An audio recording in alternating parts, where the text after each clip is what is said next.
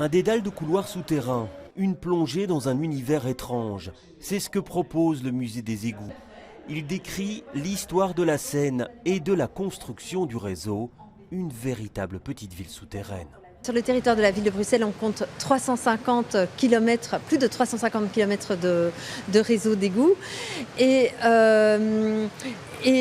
donc on a des carrefours, on a des grandes artères qu'on appelle les grands collecteurs, on a des collecteurs émissaires qui sont encore beaucoup plus grands, et puis on a des tout petits collecteurs, on a des canalisations en grès qui nous parlent des petites rues. Installé dans un pavillon de la Porte d'Anderlecht, le musée ouvre à nouveau ses portes après plus d'un an de fermeture.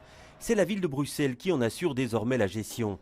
Il propose un parcours pédagogique et didactique et la visite d'un collecteur où l'on peut même parfois croiser quelques rats. Le rat mange en fait un tiers des saletés qu'il y a dans les égouts.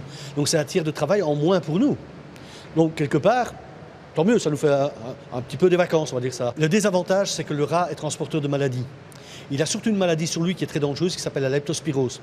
On ne peut l'attraper qu'en se faisant mordre ou en se faisant griffer. À mon avis, je ne crois pas qu'il y a eu des cas ici, chez nous. Alors, ce n'est pas un animal dangereux, parce que moi j'ai déjà des rats qui sont passés sur mes bottes. Ça ne fait rien du tout. Simplement, il faut éviter de les coincer. Le musée est ouvert du mercredi au samedi. Le découvrir, c'est appréhender une autre facette de la ville.